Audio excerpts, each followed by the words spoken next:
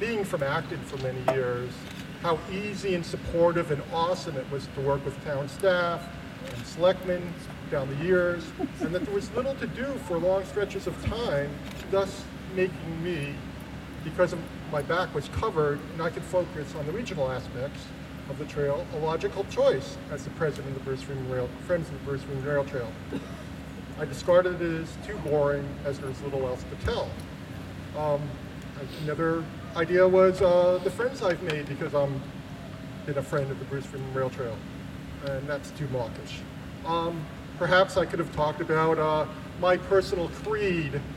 Don't use a 50-cent word when a $5 word will do. Irrelevant and brimming with solipsism. Apologies to Mark Twain, and please note the use of the $5 word, solipsism. So the next idea was the demise of the proposed Bill Gates Memorial Beach. Actually, this is very relevant, but a repeat from my phase 1 ribbon cutting speech. If anyone wants to hear about the demise of the proposed Bill Gates Memorial Beach, I can make this speech longer, but I doubt anyone will want to do that after hearing the rest of my prepared remarks. So, I finally settled on the theme that was appropriate for everyone who's made a significant contribution in getting us here today. At the cusp of construction of Phase 2A, grit.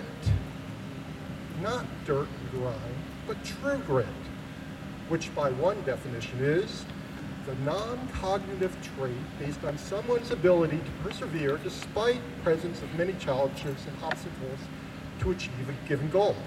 It is the trait that tells you to keep chugging at something when everyone else has given up on you. It is a measure of emotional intelligence and well-being.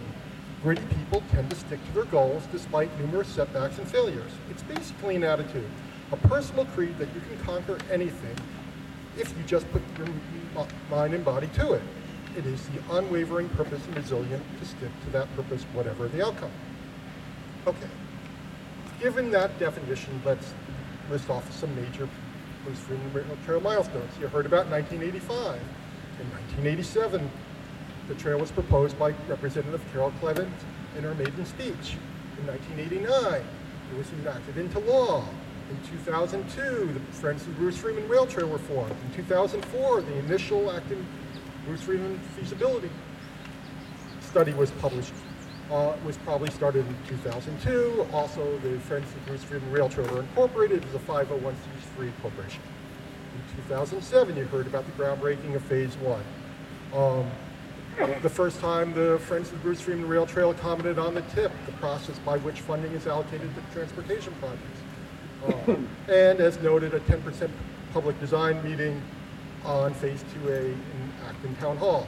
And 2009, Phase 1 opening and ribbon cutting celebration. Page 2, if you're counting. If you want immediate gratification, this project is not for you. Which gets us back to grit. You've already heard examples of perseverance and hard work by state legislatures, local elected officials, Mass DOT, town staff, and consultants. Well, it's time to praise the group I represent, not just me, the Friends of the Bruce Freeman Rail Trail. First, I want to acknowledge all the work that the FBFRT board and volunteers have accomplished that makes me look so good on so many occasions. I get credit when I've only provided a small fraction or virtually none of the group effort. Website, I forget how to post and only provide occasional content. Web-based customer relationship management system. As many of you know, I'm good at sending out email blasts, but don't know anything about maintaining and running the system. I certainly do nothing in regards to data membership data entry, newsletters, again, some content, but nothing to do with the layout, production, mailing, management, etc. Media contacts, not my thing. Filling out tax and returns and other forms. I know where to sign when a filled out form is put in front of me. So you get the idea. There are lots of nuts and bolts, and I have nothing to do with that makes this organization run. but many of our volunteers and board have done this work for 2, 5, 10 or more years. That's great in my book. So now you know that the Friends of the Bruce Freeman Rail Trail exists, and apparently they have a blowhard as president. But what hasn't accomplished besides help getting over $25 million allocated in our plan for the rail trail construction?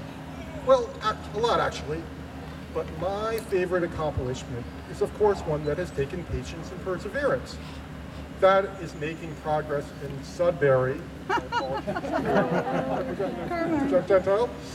Recalcitrant, slow to act, study things to death, Sudbury, where by 2011, no significant progress had been made for many years. Some board member, Cindy McLean, or perhaps it was Dick Williamson, came up with the idea of offering Sudbury $50,000 to perform a preliminary 25% design study to Mass DOT standards on the northern half-mile of the trail in Sudbury. This was an excellent idea. It extended the trail to a logical parking spot north Sudbury. It went only by one residential abutter, avoiding the worst of the opposition. But most importantly, it put the ball in the court of the town of Sudbury, who we thought could no longer avoid the issue. When someone offers to give the town $50,000 to help plan a public amenity, it gets attention, right? Well, we made an offer in June of 2011. After months of delay and ignoring the issue, the Board of Selectmen voted to put 2 non-binding resolutions on the town ballot at town meeting, non-binding, for the spring of 2012. A delay, but I love town-wide votes. Oh, please give me a town-wide vote.